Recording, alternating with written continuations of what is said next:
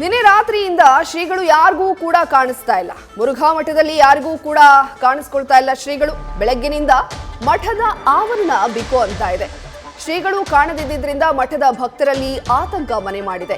ಮಠದಿಂದ ಶ್ರೀಗಳು ಹೊರಗಡೆ ಹೋಗಿರುವ ಸಾಧ್ಯತೆ ಇದೆ. ಮುರುಘಾ ಶರಣರು ಅಜ್ಞಾತ ಸ್ಥಳಕ್ಕೆ ತೆರಳಿರುವ ಸಾಧ್ಯತೆ ಇದೆ. ಬೆಳಗ್ಗಿನಿಂದ ಶ್ರೀಗಳು ಎಲ್ಲೂ ಕೂಡ ಕಾಣಿಸ್ಕೊಂಡಿಲ್ಲ. ಯಾರಿಗೂ ಕೂಡ ಕಾಣಿಸ್ಕೊಂಡಿಲ್ಲ ಡಾಕ್ಟರ್ ಶಿವಮೂರ್ತಿ ಮುರುಘಾ ಶ್ರೀಗಳು. ಇವತ್ತು ಅವರು ನ್ಯಾಯಾಧೀಶರ ಮುಂದೆ ಹಾಜರಾಗಬೇಕಾಗಿತ್ತು.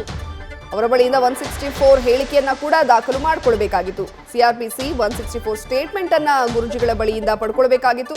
ಬಂಧನದ ಭೀತಿ ಕೂಡ ಇತ್ತು. ಹಾಗಾಗಿನೇ ಗುರೂಜಿ ಏನಾದರೂ ಅಪ್ಸ್ಕ್ಯಾಡ್ ಆಗಿದ್ದಾರಾ ಈಗ ಅನ್ನೋ ಅನುಮಾನಗಳು ಮೂಡೋದಕ್ಕೆ ಶುರು ಆಗಿದೆ. ಯಾಕಂದ್ರೆ ಬೆಳಗ್ಗಿನಿಂದ ಕೂಡ ಯಾರ ಕಣ್ಣಿಗೂ ಕಾಣಿಸ್ಕೊಂಡಿಲ್ಲ. ಅವರು ಹೊರಗಡೆ ಬಂದಿಲ್ವೋ ಅಥವಾ ಅಜ್ಞಾತ ಸ್ಥಳಕ್ಕೆ ಏನಾದರೂ ಹೋಗಿದಾರೋ ಅನ್ನೋ ಒಂದು ಅನುಮಾನಗಳು ಇದೀಗ ದಟ್ಟವಾಗಿ ಕಾಡೋದಕ್ಕೆ ಶುರುವಾಗಿದೆ.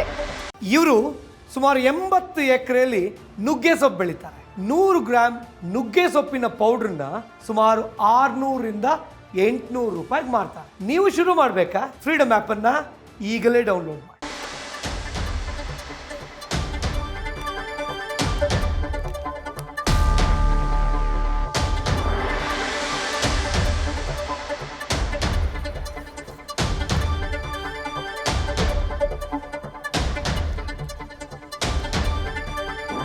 ಈ ಬಗ್ಗೆ ಡೀಟೇಲ್ಸ್ ಕೊಡೋದಕ್ಕೆ ನಮ್ಮ ಪ್ರತಿನಿಧಿ ಸಂದೇಶ್ ಮುರುಘಾ ಮಠದಿಂದನೇ ಲೈವ್ ನಲ್ಲಿ ಜಾಯ್ನ್ ಆಗ್ತಾ ಇದ್ದಾರೆ. ಸಂದೇಶ್, ಬೆಳಗ್ಗಿನಿಂದ ಯಾರ ಕಣ್ಣಿಗೂ ಕೂಡ ಕಾಣಿಸ್ಕೊಳ್ತಾ ಇಲ್ಲ. ಹಾಗಾದ್ರೆ ಎಲ್ಲಿ ಹೋದ್ರು ಶ್ರೀಗಳು? ಅಜ್ಞಾತ ಸ್ಥಳಕ್ಕೆ ತೆರಳಿದಾರಾ ಅಥವಾ ಏನಾದರೂ ಅಪ್ಸ್ಕ್ಯಾಂಡ್ ಆಗ್ಬಿಟ್ಟಿದಾರಾ? ಹೇಗೆ?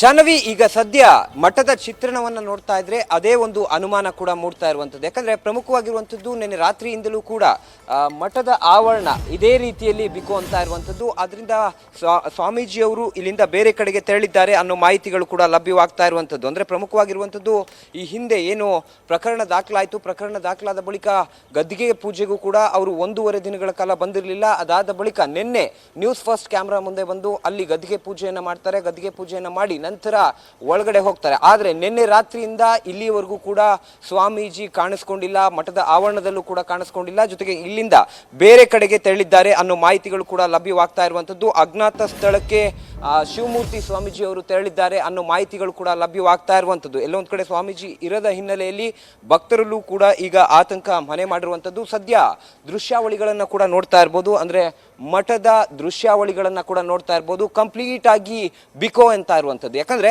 ಸ್ವಾಮೀಜಿ ನಿನ್ನೆ ಕೂಡ ಇದ್ರು, ಮೊನ್ನೆ ಕೂಡ ಇದ್ರು. ಆ ಸಂದರ್ಭದಲ್ಲಿ ಇದ್ದಂತಹ ಒಂದು ವಾತಾವರಣ ಅಥವಾ ಇಲ್ಲಿ ಏನು ಕ್ಲೈಮೇಟ್ ಇತ್ತು, ಸಾಕಷ್ಟು ಜನ ಈಗಾಗಲೇ ಮುಖಂಡರುಗಳು ಬರ್ತಾ ಇದ್ರು, ಸ್ವಾಮೀಜಿಯವರನ್ನ ಭೇಟಿ ಮಾಡ್ತಾ ಇದ್ರು. ಜೊತೆಗೆ ಸಾಕಷ್ಟು ಜನ ಸ್ವಾಮೀಜಿಗಳು ಕೂಡ ಬೇರೆ ಬೇರೆ ಮಠಗಳಿಂದ ಬಂದು ಸ್ವಾಮೀಜಿಗೆ ಮಾತನಾಡಿಸುವಂತ ಕೆಲಸವನ್ನ, ಆತ್ಮಸ್ಥೈರ್ಯ ತುಂಬುವಂತ ಕೆಲಸವನ್ನ ಕೂಡ ಮಾಡ್ತಾ ಇದ್ರು. ಜೊತೆಗೆ ಮಠದ ಒಳಗಡೆ ಅಂದ್ರೆ ಮಠದ ಆವರಣ ಏನಿದೆ ಅದು ಗಿಜಿ ಗಿಜಿ ಅಂತ ಇತ್ತು. ಆದ್ರೆ ಇವತ್ತಿನ ಒಂದು ವಾತಾವರಣವನ್ನು ನೋಡ್ತಾ ಇದ್ರೆ ನಿಜಕ್ಕೂ ಕೂಡ ಒಳಗಡೆ ಸ್ವಾಮೀಜಿ ಅವರು ಇಲ್ಲ ಅನ್ನೋದು ಕ್ಲಿಯರ್ ಕಟ್ ಆಗಿ ಕಾಣ್ತಾ ಇದೆ. ಹಾಗಾಗಿ ಎಲ್ಲಿ ಹೋದ್ರು ಸ್ವಾಮೀಜಿ ಅನ್ನೋದು ಪ್ರಮುಖವಾಗಿರುವಂತಹ ವಿಚಾರ. ಯಾಕಂದ್ರೆ ಇವತ್ತು 164 ಸ್ಟೇಟ್ಮೆಂಟ್ ಇದೆ.